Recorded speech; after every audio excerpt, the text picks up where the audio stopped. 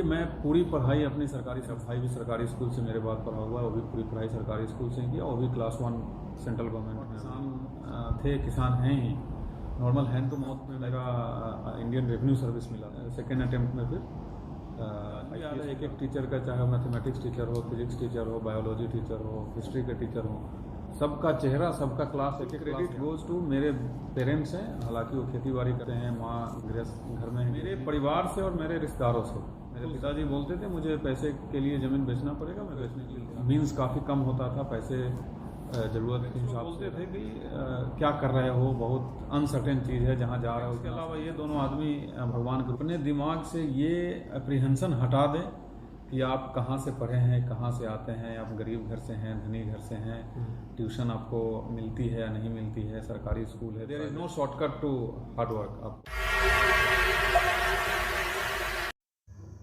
राष्ट्र समर्पण के साथ रामगढ़ के एसपी प्रभात कुमार ने खास बातचीत की। इस बातचीत में उन्होंने अपने जीवन से जुड़ी ऐसी कई बातें बताई जो आज के युवाओं के लिए प्रेरणा स्वरूप काम कर सकती हैं। आज कई बच्चे जो यूपीएससी की तैयारी करना चाहते हैं या फिर अपने जीवन में आगे बढ़ना चाहते हैं, तो उन्हें भी आज एसपी प्रभात कुमार से इस खास बातचीत को ज़रूर सुनना चाहिए। आइए चलते हैं कि एसपी साहब ने ऐसी क्या बातें बताई जो युवाओं के लिए प्रेरणा स्रोत का काम कर सकती है। क्लास 1 से क्लास 7 तक गांव के मध्य विद्यालय था, गांव में ही राजकीय कृत मध्य विद्यालय मोहना विष्णुपुर, जो गांव है मेरा, वहां से क्लास 7 तक। 8, 9, 10 गांव के बगल में जो हाई स्कूल है दूसरे गांव में, हाई स्कूल चक गुलामुद्दीन, वहां से 10th। और IAC Mahesh Prasad Singh science college. घरेलू आर्थिक स्थिति कैसा रहा है? Normal lower middle class family, पापा किसान थे, किसान हैं ही, normal hand to mouth life चलती थी। कितने भाई बहन हुए? हम 2 भाई हैं। 2 भाई। जी। अच्छा, और भाई साहब क्या अभी कर रहे हैं? वो एयरफोर्स में, इंडियन एयरफोर्स में। तो सर, ये यूपीएससी की तैयारी कहाँ से कर रहे थे आप? एक्चुअली यूपीएससी की तैयारी स्पेसिफिकली हमने कहीं से किया नहीं है। ग्रेजुएशन LS कॉलेज से ग्रेजुएशन कंप्लीट करने के बाद बैंकिंग की तैयारी की है, तो बैंक PO में गए, SBI PO में। उसके बाद साथ में MBA करने का मन हुआ, क्योंकि वहाँ से हमको एक अंदर से एक जिज्ञासा थी कि हम बाहर नौकरी करने जाएं कहीं और अच्छा पैसा कमाएं। तो उसके लिए मैंने KJ Somaiya institute of management studies and research, जो मुंबई में है, तो कैट एग्ज़ाम लिख करके, और उसमें मेरा 96.38 परसेंटाइल था, तो वहाँ से MBA फाइनेंस से किया मुंबई से। अच्छा। उसके बाद फिर ICICI बैंक, उसके बाद येस बैंक, फिर येस बैंक की एक पेरेंट बैंक है राबो बैंक, जो नीदरलैंड की है, तो वहाँ भी 1 साल बाहर रहे। इसी ड्यूरेशन आप तैयारी भी करते रहे? तो इस ड्यूरेशन तैयारी नहीं करते रहे, उसमें उस समय तक UPSC करना है ये मन में कभी आया नहीं था। अच्छा। तो जब बाहर रहे, वहाँ के बाद लगा कि नहीं, यहाँ सिर्फ पैसे बहुत ज़्यादा मिल रहे हैं, सैलरी, लेकिन वो आत्मसंतुष्टि नहीं हो रही थी। तो देन आई डिसाइडेड कि नहीं, अब एक तो बैक टू इंडिया जाना है, और दूसरा कुछ ऐसा करे जिससे अपने लोगों के बीच रहें और लोगों को हेल्प कर सके। यही। शादी कब हुई सर? शादी 2014 में हुई। अच्छा, तो यहाँ पर सब लोग साथ में रह रहे हैं? हाँ, वाइफ भी वर्किंग है। अच्छा। अभी फिलहाल पूरा टाइमिंग साथ में, बट अभी चूंकि वो भी वर्किंग है, उनका वर्क प्लेस अलग है। अच्छा। तो हम लोग साथ में भी हैं नहीं, बट जब भी मौका मिलता है तो आते जाते हैं। और घर में सर आप बड़े भाई हुए? मैं बड़ा भाई हूँ। तो आपके छोटे भाई को आप किस तरह से मतलब एजुकेशन में या इसमें सपोर्ट किया कर पाए? और मेरे से वो 3 साल छोटा है। अच्छा। तो बहुत ज़्यादा गैप है नहीं।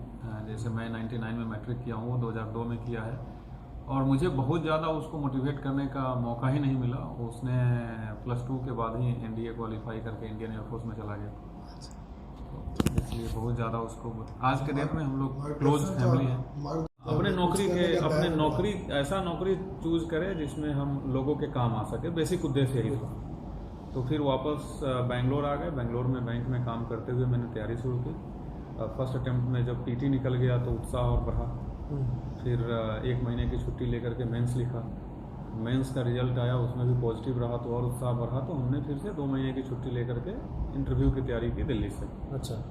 और जब रिजल्ट आया तो फर्स्ट अटेम्प्ट में मेरा इंडियन रेवेन्यू सर्विस मिला था, IRS। अच्छा। उसके बाद हमने नौकरी छोड़ के, प्राइवेट नौकरी छोड़ के IRS ज्वाइन कर लिया, और उसके बाद मेरा प्लेसमेंट हुआ था कोलकाता एयरपोर्ट पे असिस्टेंट कमिश्नर कस्टम्स।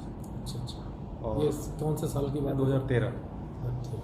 और उसके बाद फिर से एक बार और एग्ज़ाम लिखे, क्योंकि उस समय ट्रेनिंग में थे, सब कुछ पढ़ा था, तो सोचे कि एक बार और लिखते हैं, क्योंकि वो सेम जिस उद्देश्य से आए थे वो उद्देश्य IRS में मिल नहीं पा रहा था, क्योंकि उद्देश्य मैंने आपको पहले बता दिया। और IRS भी क्लास 1 गवर्नमेंट ऑफ इंडिया के सर्विस, सेंट्रल गवर्नमेंट की सर्विस है, बट मेरा जो उद्देश्य था कि अपने लोगों के बीच कुछ ऐसा काम करे जो आम लोगों का काम के द्वारा ही मदद हो सके। तो फिर से लिखा, और ईश्वर की कृपा थी कि सेकेंड अटेम्प्ट में फिर IPS मिला, और IPS में भी जो काडर चाहिए था ये मेरा सेकेंड चॉइस था, झारखंड काडर। तो झारखंड काडर मिल गया। उसके बाद मैंने तैयारी छोड़ के और फिर फुल जोश से अपना नौकरी शुरू किया। सरकारी संस्थानों में आपने पढ़ाई किया, आपको क्या लगता है सर कि इन सरकारी संस्थानों में बदलाव का क्या जरूरत होना चाहिए, क्या बदलना चाहिए? देखिए, मैं पूरी पढ़ाई अपनी सरकारी संस्थान से ही किया हूँ, जैसा मैंने आपको बताया, और एकदम निःशुल्क पढ़ाई होती है सभी सरकारी संस्थानों में। और मुझे अभी भी याद है कि जो मेरे मिडिल स्कूल के समय जो शिक्षक लोग थे, जो टीचर्स थे, और हाई स्कूल में जो शिक्षक और टीचर्स थे, उनमें जो क्वालिटी मुझे आज भी याद है। एक एक टीचर का, चाहे मैथमेटिक्स टीचर हो, फिजिक्स टीचर हो, बायोलॉजी टीचर हो, हिस्ट्री के टीचर हो, सबका चेहरा, सबका क्लास, एक एक क्लास याद। और मैं ये मानता हूँ कि किसी प्रकार की कोई क्वालिटी की कमी टीचर लोगों में नहीं होती थी। और यहाँ तक भी मानना है कि बहुत सारे प्राइवेट संस्थानों में उस क्वालिटी के टीचर्स नहीं होते हैं। बाय दिस मेरा ये मतलब नहीं है कि प्राइवेट संस्थानों में टीचर की क्वालिटी कम होती है, बट वो काफ़ी हाई क्वालिटी के टीचर्स होते थे, काफ़ी डेडिकेटेड होते थे। मैं जब पढ़ता था तो एक दो टीचर ऐसे होते थे जो स्कूल शुरू होने से पहले आ जाते थे, और निःशुल्क जो एक्स्ट्रा हेल्प लेना चाह रहे हैं बच्चे, उसमें मैं भी रहता था। तो स्कूल शुरू होती थी 10:30 बजे से, हम लोग 9:30 बजे पहुंच जाते थे, और टीचर भी 9:30 से पहले ही पहुंच जाते थे। तो 9:30 से 10:30 फ्री ट्यूशन पढ़ाते थे, और फिर 4 बजे स्कूल ख़त्म होती थी शाम को। उसके बाद भी जो बच्चे इंटरेस्टेड रहते थे वो रुक जाते थे, और टीचर तब तक स्कूल नहीं छोड़ते थे जब तक सभी बच्चे चले नहीं गए। तो इस तरीके की डेडिकेशन हमने देखी। तो पहले से अब में कुछ अंतर दिखता है, लेकिन ये बात सच्चाई है कि कहीं न कहीं कुछ न कुछ गिरावट जरूर हुई है स्तर में। अभी मैं डायरेक्ट रूप से स्कूल से इन्वॉल्व नहीं हूँ, बट मैं भी जब भी जाता हूँ, मेरा भाई भी सरकारी स्कूल से मेरे बाद पढ़ा हुआ है, वो भी पूरी पढ़ाई सरकारी स्कूल से किया, वो भी क्लास 1 सेंट्रल गवर्नमेंट में अभी ऑफिसर है। हमारे गांव में पूरे जनरेशन में सरकारी नौकरी करने वाला मैं पहला इंसान हूँ, मेरा भाई दूसरा इंसान है। अच्छा। और अभी तक तीसरा हुआ नहीं। और मैं पूरे अपने ब्लॉक से पहला UPSC निकालने वाला हूँ। तो इस तरीके का कोई एंटीसीडेंट रहा नहीं है।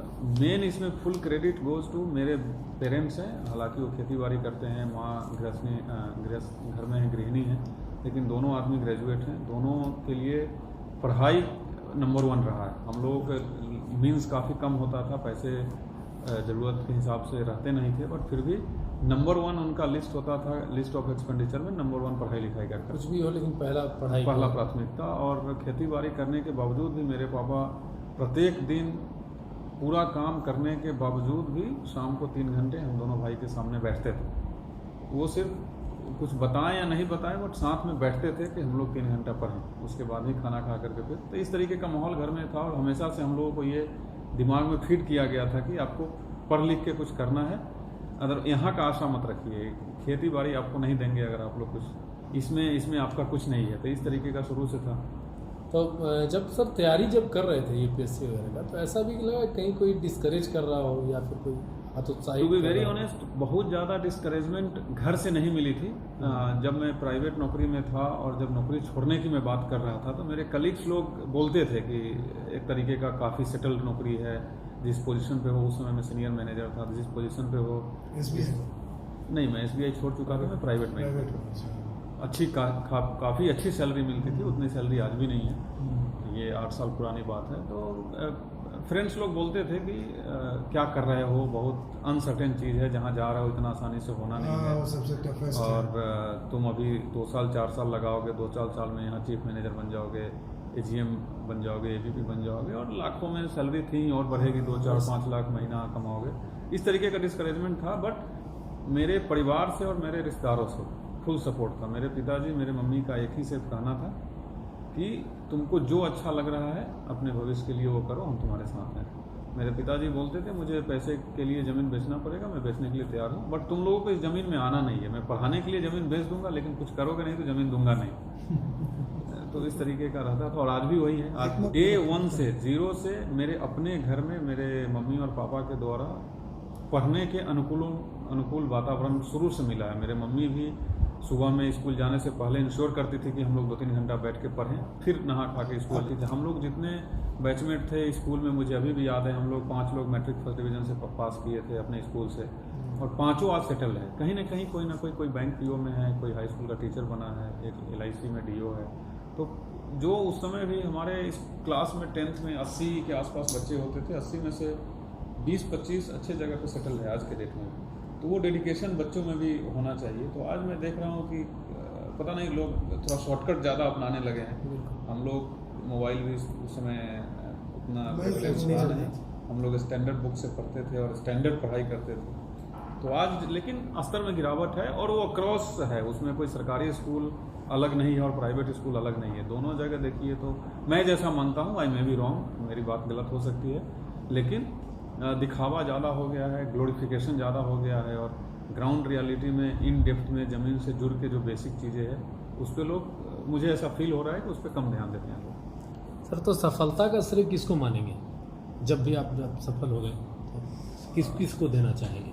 ईश्वर की हमको लगता है बहुत असीम कृपा रही है, उसमें कोई डाउट नहीं है। जैसे जगह से, जिस परिवेश से मैं बन के आया हूँ, बिना हमको लगता है उनका साक्षात हाथ था। एंड सेकेंड में मेरे पेरेंट्स और उसके बाद बहुत सारे क्लोज रिश्तेदार में मेरे रहे हुए हैं। जैसे मेरे नाना जी निस्वार्थ भाव से जब तक वो जीवित थे तब तक सपोर्ट किए। मेरे फूफा जी हैं, वो आज भी, नाना जी तो गुजर गए बट फूफा जी आज तक। ये दोनों, मेरे पेरेंट्स के अलावा ये दोनों आदमी भगवान के रूप में आए। हालांकि नाना जी मुझे सफल इस रूप में देख नहीं पाए। अच्छा। बट जब मैं तैयारी करने का सोचा था तो मैं फर्स्ट टाइम उन्हीं को बताया था। अच्छा। तो वो बोले थे, हमको आज भी वर्ड याद है कि तुम शुरू करो अपने, हम लोग का जो घर का लैंग्वेज होता है उसमें बोले थे कि तुम शुरू करो और 100% होगा, कोई डाउट ही मन में मत रखना, तुम्हारा एकदम शुरू कर दिए तो हो जाएगा। मेरा मीडियम अंग्रेजी ही था।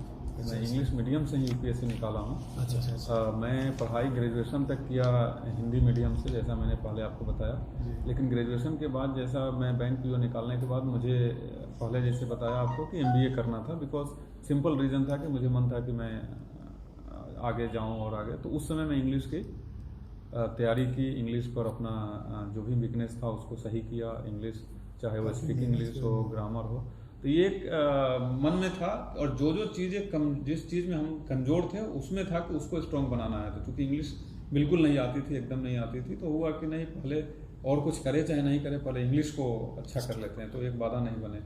तो कैट में भी इंग्लिश काफ़ी अहम भूमिका निभाती है। कैट में भी अच्छा खासा परसेंटाइल रहा। जैसे कितना रैंक आया था सर इसमें आप? मेरा IPS में 204 रैंक है, ऑल इंडिया में 204।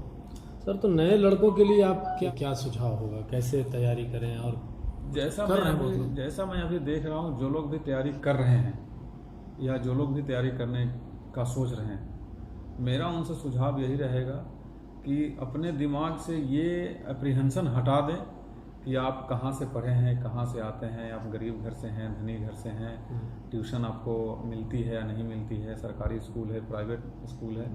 मैं पर्सनली इन चीज़ों को बिल्कुल नहीं मानता हूँ, ये सब सेकेंडरी चीज़ है। फर्स्ट जो रिक्वायरमेंट है इसी एग्ज़ाम के लिए नहीं, किसी भी एग्ज़ाम के लिए, वो है कि एक 100% डेडिकेशन होनी चाहिए। आपकी डेडिकेशन सरफेस पे नहीं होनी चाहिए। आप 100% देने के लिए तैयार हैं तभी आगे बढ़िए। थोड़ा सा भी डाउट है मत आगे बढ़िए। और उसके बाद आज का जो मैं देख रहा हूँ ये शॉर्टकट का ज़माना कि सबको एक दिन पढ़ के एग्ज़ाम देना है, एक रात पढ़ के एग्ज़ाम देना है, वैसा नहीं। आप स्टैंडर्ड बुक्स अपनाइए, सही गाइडेंस लीजिए, सही लोगों से गाइडेंस लीजिए।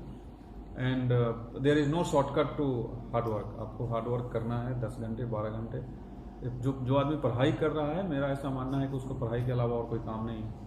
तो अपना जो नेचुरल क्रियाक्रम होता है जो हर इंसान को एवरीडे करना है, उसके अलावा आप पढ़िए। तो उसमें कम से कम आप 24 घंटे में 10-12 घंटे जरूर निकाल पाते हैं। और ये जब करिएगा तो सफलता गारंटीड है, नहीं होने की सवाल ही नहीं है। जब मैं निकल सकता हूँ तो कोई भी निकल सकता है, ये मेरा मानना है।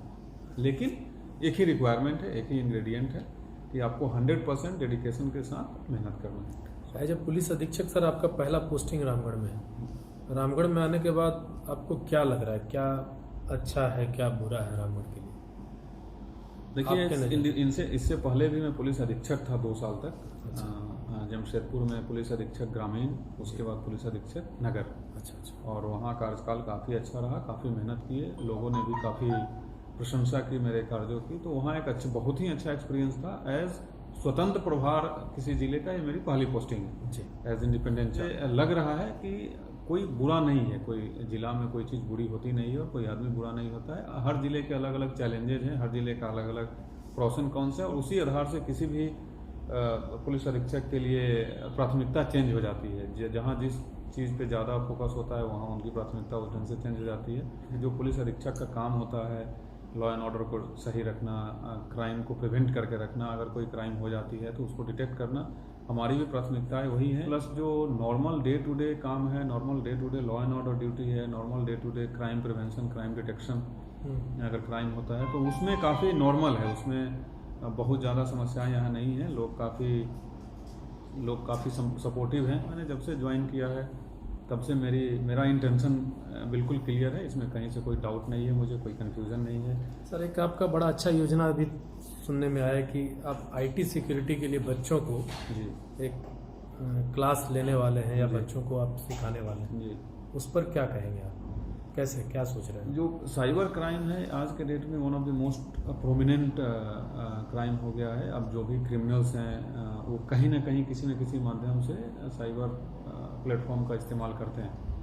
तो इसमें जो एज ए पुलिस ऑफिसर, इसमें मेरा मानना है कि इसका बेस्ट उपाय है प्रिवेंशन। क्योंकि अगर एक बार कोई फ्रॉड का शिकार हो जाता है तो भले ही हम लोग क्रिमिनल्स पकड़ते ही हैं, सजा भी दिलवाते हैं, बट सैडली पैसा रिकवर करना थोड़ा सा टफ हो जाता है, बिकॉज पैसा लोग खर्च कर देते हैं जनरली, जो छोटे छोटे क्रिमिनल्स होते हैं।